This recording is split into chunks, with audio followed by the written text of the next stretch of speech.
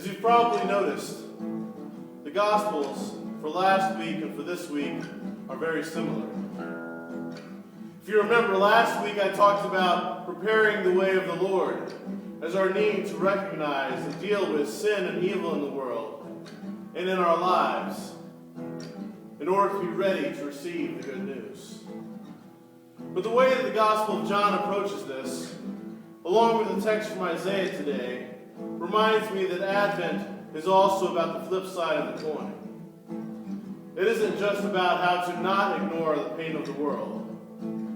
It's also about how to press on when we can't see anything but darkness, when we can't feel anything but fear. Don't you let the darkness win. Can you feel it coming round again? Tell you evil's only power lies in fear. But our hope is not powers things. So like a candle flickering, you can see the faces gathered around you. See, John starts off his gospel by saying that the light was always there. But where does the light shine? Shines in the darkness. See, the darkness is reality, isn't it? It's why the season of Advent describes the current situation of the world so well. There's a lot of suffering out there. There's a lot of darkness in here. Isaiah today mentions all those who struggle with darkness every day. The oppressed, the brokenhearted, captives, prisoners, those who mourn, those with a faint spirit, those who live in desolation, those who live in ruined cities, those who suffer injustice, robbery, or wrongdoing. What can we do? How can we get through when we live in darkness?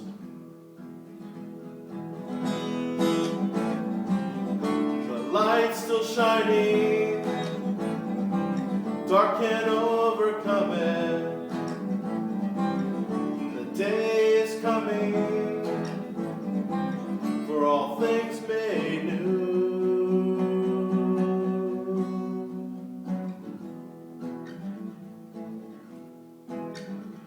We need all things to be made new. Just look at the news.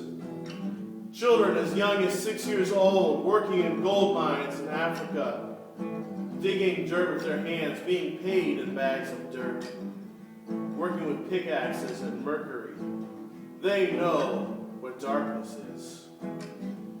Children having their childhood and innocence taken from them by predators, as we've seen in the news over and over in our country lately. They know what darkness is. Children being forced into fighting around the world. They know what darkness is. And we've all had our hearts broken by people close to us at some time or another. That is darkness. We've lost loved ones. We have loved ones for whom we're concerned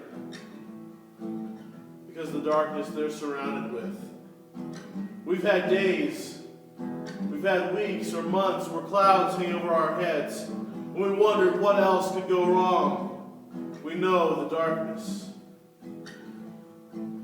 Whether it's big things or small things, the effect of the darkness is the same. It would turn us into cynical, fearful, and selfish creatures because we just want to get through, we just want to survive. Once children get old enough to be afraid, they often become afraid of the dark. They need some light to give them assurance because of the unknown of what is lurking in the dark. But then all it takes is a little light.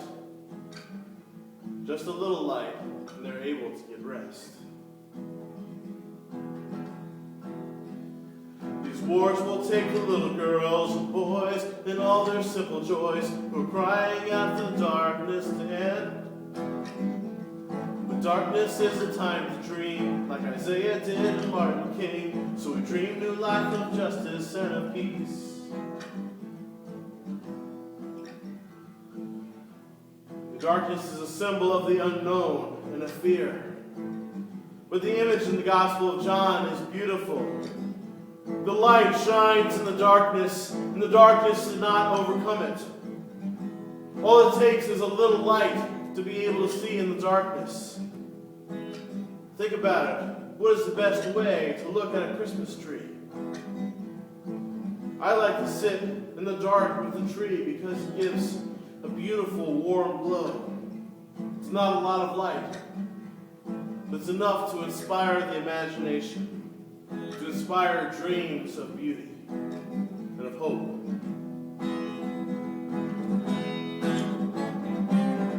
The light's still shining, dark can't overcome it. The day is coming, things made new.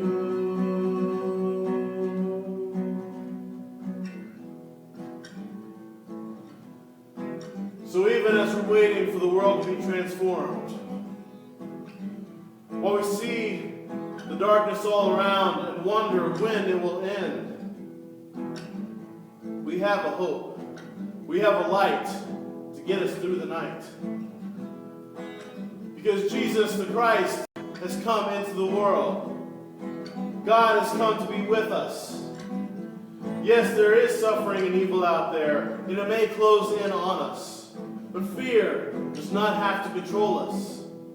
Darkness cannot put out a light. Light always takes away darkness. No matter how dark it may seem, we always have light because God is with us. Jesus has come into our world, into our lives, and even into our death with his death on the cross, so that we are never separated from the love and the presence of God.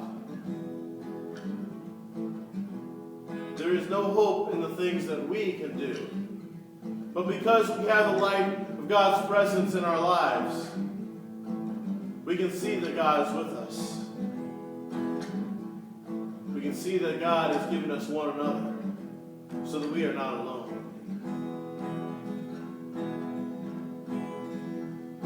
Don't you let the darkness win.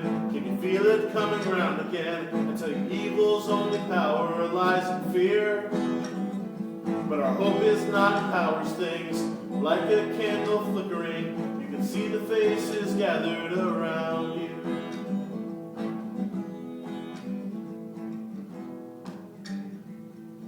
One day all things will be made new. One day the darkness will be gone. One day there will be no more crying, no more pain. One day there will be no more oppression. One day there will be no more abuse. One day there will be no more neglect. One day there will be no more killing. One day there will be no more devastated cities. One day there will be no more reason to fear. One day there will be no more sin. One day there will be no more broken relationships.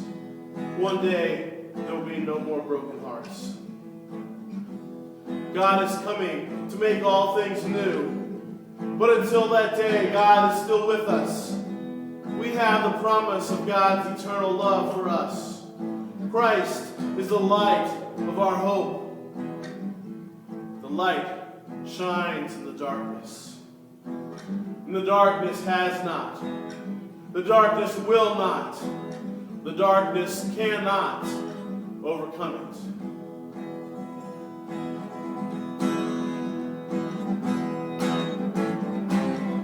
The light's still shining. Dark can't overcome it. The day is coming for all things made new.